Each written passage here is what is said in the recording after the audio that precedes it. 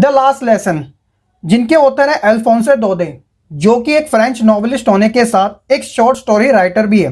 Basically ये जो आपका लेसन है द लास्ट लेसन, वो बेस्ड है एक वॉर के ऊपर जो कि फ्रैंको प्रूशियन के बीच हुआ था 1872 1871 के बीच में। बेसिकली ये जो वॉर था फ्रांस और जर्मनी के बीच में हुआ था, जिसमें जर्मनी ने फ्रांस के 2 डिस्ट्रिक्ट्स जिनके नाम थे एल्सेक एंड लॉरेंस, इनके ऊपर अपना राइट्स कर लिया था।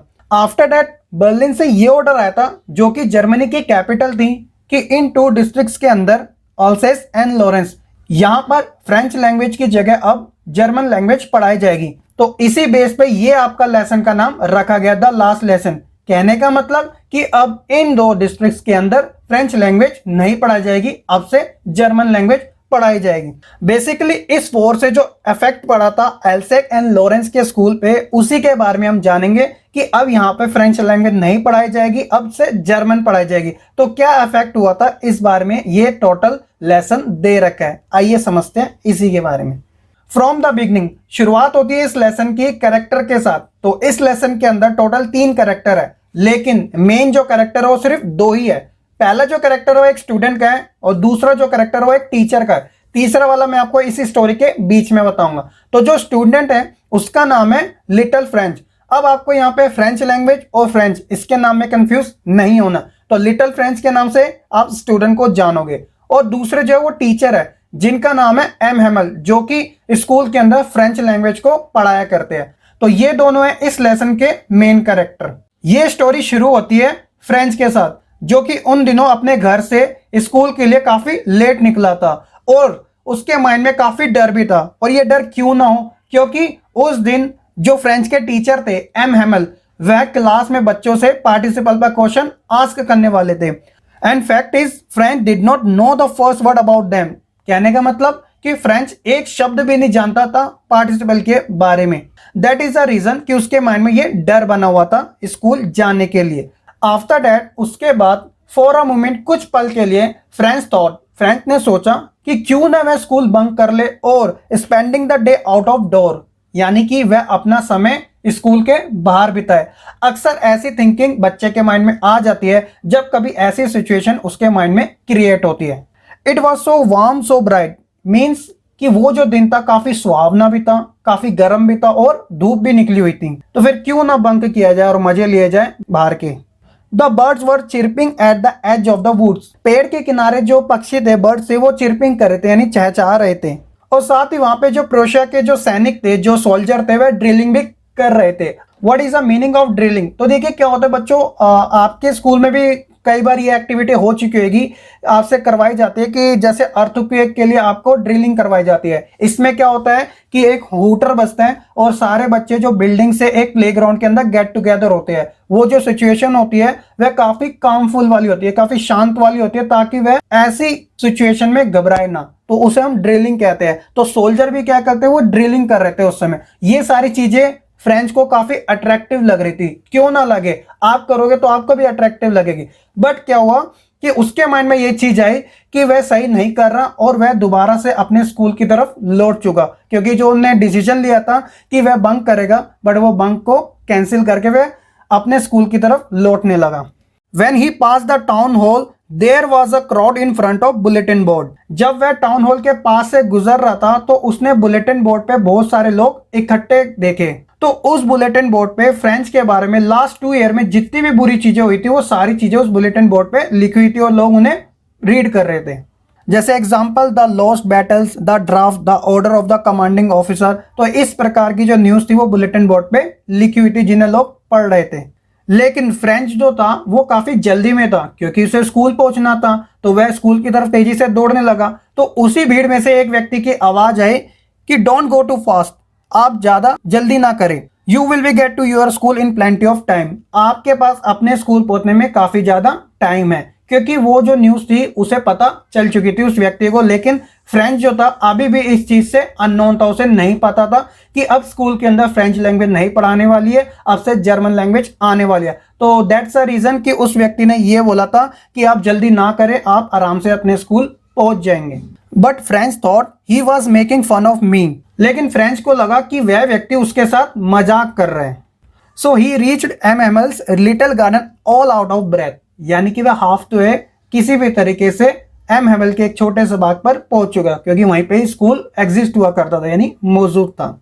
Usually when school began there was a great bustle, यानी अक्सर आपने देखा होगा जब कभी स्कूल ओपन होता है तो क्या होता है कि बच्चों की काफी ज्यादा भीड़ उमड़ कर आ जाती है, तो ये जो शोर होता है ना वो सड़क के किनारों तक भी फैल जाता है और ये एक्टिविटियां कंटिन्यू रहती है, जैसे डेस्कों का खुलना और बंद होना उसका शोर हो गया, और अपने ही हैंड्स को अपने ईयर के पास ले जाना और एक ही साथ सभी आवाज में लेसन को काफी तेज से रीड करते हैं ताकि सभी को अच्छे से समझ आ जाए, और साथ ही टीचर का डेस्क के ऊपर अपने ही डंडे को खटखटाना ताकि बच्चे शांत हो जाओ, ऐसी जो आवाज करते हैं। तो ये सारी चीजें तो आपके साथ अक्सर होती आई है, हमारे साथ भी हुई थी, सभी के साथ होती है, तो एक नॉर्मल सी चीज जो हर जगह होती है, यही सब कुछ हो रहा था। लेकिन उस दिन ऐसी एक्टिविटी बिल्कुल नहीं हो रही थी। ये मानो कि उस दिन जैसे संडे जैसा फील हो, यानी जैसे कोई आया ना हो, क्योंकि काफी जो था तो सब कुछ शांत। और ऐसे ही थॉट लेकर फ्रेंच भी अपने स्कूल जा रहा था कि वह भी जाएगा, जल्दी से अपने डेस्क पे बैठेगा और ऐसी एक्टिविटियां करेगा। बट उस दिन क्या हुआ, ये सारी चीजें नहीं हुई।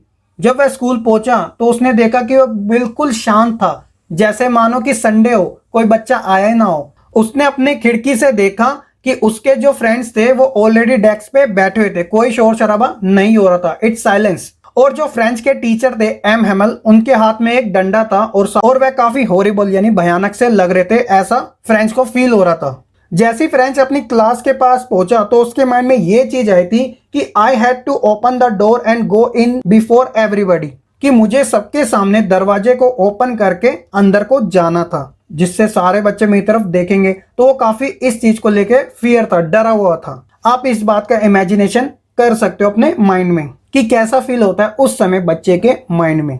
बट नथिंग हैपन, ऐसा कुछ हुआ ही नहीं। M Hamel saw Franz and said very kindly go to your place quickly little Franz, यानी कि एम हेमल ने काफी ही प्यार से यानी दयालुता से देखा फ्रेंच की तरफ और कहा कि नन्हे फ्रेंच जाओ अपनी सीट पर जाकर बैठ जाओ। सरप्राइज, काफी इंटरेस्टिंग लगता है जब कभी ऐसी सिचुएशन हमारे साथ हो या आपके साथ हो, तो आपको भी काफी स्ट्रेंज सा लगेगा कि ये क्या हो गया। We were beginning without you, और टीचर ने स्टूडेंट से कहा, यानी एम हेमल ने फ्रेंड से कहा कि हम तो तुम्हारे बिना ही लेसन को शुरू करने वाले से। कितना इंटरेस्टिंग है। तो इस प्रकार फ्रेंच ने अपने डेस्क के ऊपर छलांग लगाई और डेस्क पर बैठ गया, यानी कि जैसे आप एक्साइटमेंट में बैठ जाते हो। और उस समय भी उसका जो डर था ना वह दूर नहीं हुआ था। उसने देखा अपने टीचर की तरफ की, जो उसके जो टीचर थे ना वो काफी सज धज के आए थे, कहने का मतलब एक वेल ह्यूमन लग रहे थे, जैसे कि कोई फंक्शन हो, जैसे सर बन के आते अच्छे खासे। और इसके अलावा फ्रेंच को जो स्कूल था ना वह काफी अजीब सा भी दिखाई दे रहा था, जैसे कि उसने काफी हैरानी से देखते पीछे की तरफ देखा, जो कि बेंच हुआ करते थे वह हमेशा खाली पड़े रहते थे। लेकिन उस दिन क्या था, वहां पे विलेज पीपल भी चुपचाप बैठे हुए थे। तो उन विलेज पीपल में से पोस्ट मास्टर भी थे, फॉर्मर मेयर भी थे, ये सारे जने वहां पर बैठे हुए थे। तो ये सारी चीजें देखकर फ्रेंच जो था काफी सरप्राइज्ड हो गया। फ्रेंच ने ये नोटिस किया कि जो सारे जने थे वो काफी सैड दिखाई दे रहे थे, और साथ ही जो विलेज पीपल थे वे अपनी बुक अपने साथ लेकर आए थे और अपने डेस्क पे उन्होंने रखी थी, यानी अपनी गोदी में उस बुक को रखा हुआ था, और साथ ही इस बुक के ऊपर चश्मा भी रखा हुआ था। सो French was wondering about it all. यह सब देख के तो फ्रेंच पूरी तरीके से हैरान ही हो गया। उसके बाद एम हेमल अपनी कुर्सी पे बैठ गए और एक जैसे वह पढ़ाते थे उसी आवाज में उन्होंने ये बोला कि बच्चों, my children, this is the last lesson I shall give you. The order has come from Berlin to teach only German in the school of Alsace and Lorraine. The new master come tomorrow. This is your last French lesson. I want you to be a very attentive. It's means कि मेरे प्यारे बच्चों, ये आपका आखिरी lesson है जो मैं तुम्हें पढ़ाऊंगा। बर्लिन जो कि जर्मनी की राजधानी थी, वहां से ये ऑर्डर आया कि अल्सेस एंड लोरेन यहाँ पे सिर्फ जर्मन की पढ़ाई कराई जाएगी। कल से आपके जर्मन के नए टीचर भी आ जाएंगे।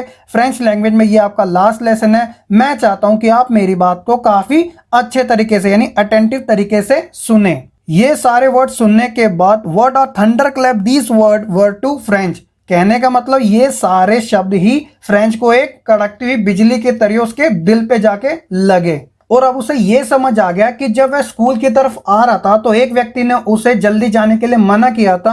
तो उस बुलेटिन बोर्ड पे यही लिखा था कि अब से फ्रेंच लैंग्वेज नहीं पढ़ाई जाएगी, जर्मन लैंग्वेज पढ़ाई जाएगी। और जो लोग ड्रिलिंग कर रहे थे, लोग बुलेटिन बोर्ड को पढ़ रहे थे, तो ये सारी चीजें फ्रेंच को अब समझ आने लगी थी। जैसे ही उसे ये सारी चीजें अच्छे से समझ आने लगी तो ये सब सोच के उसे काफी ज्यादा दुख हुआ, काफी उन्हें सैड फील करा और उसके माइंड में कुछ बहुत सारे थॉट आने लगे। मैं आपको वो थॉट बताता हूं कि उसके माइंड में क्या चल रहा था, जो कि आपकी बुक में दिया गया है। जैसे कि फ्रेंच कहते हैं, my last French lesson, why I hardly knew how to write, I should never learn any more, I stop, I must stop there. तो ट्रांसलेट इसका ये है कि मेरा ये फ्रेंच का लास्ट लेसन है, अभी तो मुझे अच्छे से लिखना भी नहीं आया था और ये चल दिया। तो ये सारी थिंकिंग नन्हे फ्रेंच के माइंड में चल रही थी। तो फ्रेंच जब इस चीज के बारे में सोच रहा था, जो इसके माइंड में ये सारी चीजें चल रही थी, तब अचानक ही उसे एक आवाज सुनाई दी। वो आवाज ये थी कि नन्हे फ्रेंच को एम हेमल ने आवाज लगाई। अब फ्रेंच के माइंड में ये आ गया कि अब मेरी बारी आ गई है पार्टिसिपल सुनाने की।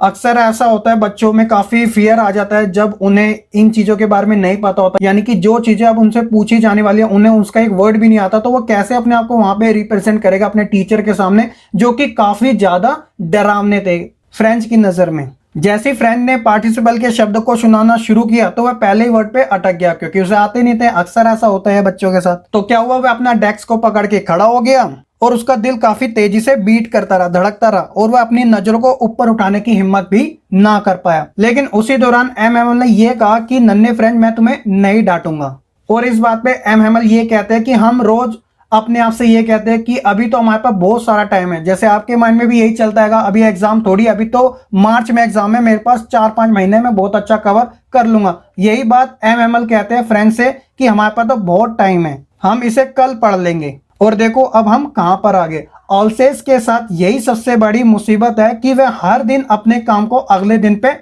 टाल देते हैं, और रियल लाइफ में भी हम ऐसा ही करते हैं कि आज के काम को कल पे और कल के काम को परसों में, जो कि ये कॉन्टिन्यूस चलता ही रहता है। अब जो जर्मन लैंग्वेज पढ़ाई जाएगी, जो बाहर के लोग होंगे वह तुमसे ये कह सकेंगे, ये अधिकार होगा उनके पास, राइट्स होगा कि तुम तो कहते थे कि फ्रांस के जो लोग हैं वो काफी ज्यादा अच्छे होते हैं, इवन यहाँ पे तो आपको अपनी ही लैंग्वेज अच्छे से बोलनी नहीं आती। तो इससे ये पता चलता है कि जो तुम्हारी सिचुएशन है वह कितनी ज्यादा खराब है, वर्स्ट है। तो ये सब बातें एम हेमल ने फ्रेंच को बताई थी। तब एक बात बताते हुए एम हेमल ने फ्रेंच लैंग्वेज के बारे में ये बताया कि it was the most beautiful language in the world, the clearest, the most logical, and we must never forget. यानी कि जो फ्रेंच लैंग्वेज है वो पूरे वर्ल्ड की सबसे सुंदर लैंग्वेजों में से एक है, जो काफी साफ है और काफी क्लियर भी है। हमें इस लैंग्वेज को कभी नहीं भूलना चाहिए। इसके बाद एम हेमल ने ग्रामर पढ़ाना शुरू कर दिया, और वो सारी जो ग्रामर थी ना, वो फ्रेंच को कितनी अच्छे तरीके से समझ आ रही थी, वो आप इस बात का अंदाजा लगा सकते हो, क्योंकि उसे एक एक वर्ड फ्रेंच लैंग्वेज के बारे में अच्छे से समझ आ रहे थे। और उस समय फ्रेंच ये सोच रहा था कि काश मैंने इस लैंग्वेज को काफी अच्छे से समझा होता, क्योंकि ये तो कितनी ईजी है, जो कि मुझे अच्छे से समझ आ रही है। और उसे ये फील हो रहा था कि जो एमएमएल है, टीचर जो है फ्रेंच लैंग्वेज के, वो हमें सब कुछ ही सिखा देना चाहते हैं। फिर क्या था, ग्रामर के बाद उन्होंने लिखना शुरू किया, और उसके बाद एम हेमल जो थे वो नई नई कॉपियां भी लेके आए थे अपने बच्चों के लिए। वह जो कॉपियां थी वो काफी ज्यादा अच्छी थी, उसके ऊपर काफी डिजाइन भी बने हुए थे, और उसके ऊपर ये लिखा हुआ था फ्रांस अल्सेस, फ्रांस अल्सेस। ये सब देख के फ्रेंच को ऐसा फील हो रहा था कि आने वाले समय में जो जर्मन लैंग्वेज है, क्या वह चिड़ियाओं को भी यानी कबूतर को भी पढ़ाई जाएगी। एक अलग ही थिंकिंग में सोच रहा था। लेकिन जैसे फ्रेंड ने अपनी नजरों पर करी तो उसने देखा कि एम हेमल अपनी कुर्सी पे बैठ गया, काफी ज्यादा वह क्या हो गया, निराश हो गया, सैड हो गया, क्योंकि फ्रेंच लैंग्वेज अब नहीं पढ़ाई जाएगी। अगले दिन से नए टीचर के साथ नई लैंग्वेज पढ़ाई जाएगी, यानी जर्मन। उसी समय क्या हुआ, जो प्रशिया के सोल्जर थे वह ड्रिलिंग करके वापस आ रहे थे, तो उन्होंने क्लास के अंदर ये बोला था कि चलो पैकअप, यानी अब चीजें खत्म हो चुकी है, अब आप यहाँ से निकलो। तो जो एम हेमल थे ना, जो टीचर थे फ्रेंच लैंग्वेज के, उन्होंने काफी हिम्मत से यानी काफी हौसला दिखा के एक चौक उठाई और अपना पूरा जोर लगाया। वह जितना बड़ा लिख सकते थे ब्लैक बोर्ड के ऊपर, उतना उन्होंने बड़ा लिखा। और वो जो वर्ड थे ना, वो ये वर्ड थे, वाइव ला फ्रांस, जिसका मतलब था फ्रांस जिंदाबाद। और इसे लिखने के बाद जो एम हेमल थे, उन्होंने अपना सिर दीवार से लगाया और अपने हाथों से यानी पीछे की तरफ इशारा करके बच्चों को बोला कि आप जा सकते हो, आपकी क्लास ओवर हो चुकी है, school is dismiss, you may go. तो स्टूडेंट ये थी आपकी chapter number first the last lesson की स्टोरी। आई होप कि आपको अच्छे से समझ भी आ चुकी होगी। और ये जो मैंने वीडियो बनाई है वो एनिमेशन में बनाई है ताकि आपको विजुअल यानी कि इमेजेस के थ्रू अच्छा समझ आए स्टोरी। तो इसमें काफ़ी ज़्यादा टाइम लग गया। तो आप बच्चों से ये रिक्वेस्ट है कि आप वीडियो को लाइक करना ना भूलेगा और साथ ही आप अपना फीडबैक जरूर दीजिएगा कि आपको ये हमारा फर्स्ट चैप्टर कैसा लगा जिसके ऊपर हमने ज़्यादा हार्ड वर्क करी थी। और साथ ही अगर आप चैनल पे नए हैं तो सब्सक्राइब भी कर लीजिएगा प्लीज़ हमारे चैनल को, और बेल आइकन दबाना ना भूलेगा। अगर आपने अभी तक हमारा टेलीग्राम का ग्रुप नहीं ज्वाइन किया तो आपको डिस्क्रिप्शन में लिंक मिल जाएगा, आप हमारे टेलीग्राम ग्रुप को जरूर ज्वाइन कर लीजिएगा क्योंकि वहां पर आपके एमसीक्यू टेस्ट हो गए, आपके पीडीएफ नोट्स हो गए, साथ ही स्कूल से जुड़ी हर एक छोटी मोटी अपडेट। और अगर आपके कोई माइंड में क्वेरी है, अगर आप कोई पूछना चाहते हो हमसे तो आप वहां पे हमसे आस्क कर सकते हैं जहां पर आपको इमीडिएटली रिप्लाई मिल जाता है। तो डिस्क्रिप्शन में लिंक है, आप ज्वाइन करना ना भूलेगा। तो चलिए बच्चों, आज की इस वीडियो में इतना ही। मैं मिलूंगा आपको फिर एक नए लेसन के साथ। तब तक के लिए आप बच्चे खुश रहिए, पढ़ते रहिएगा और आगे बढ़ते रहिएगा।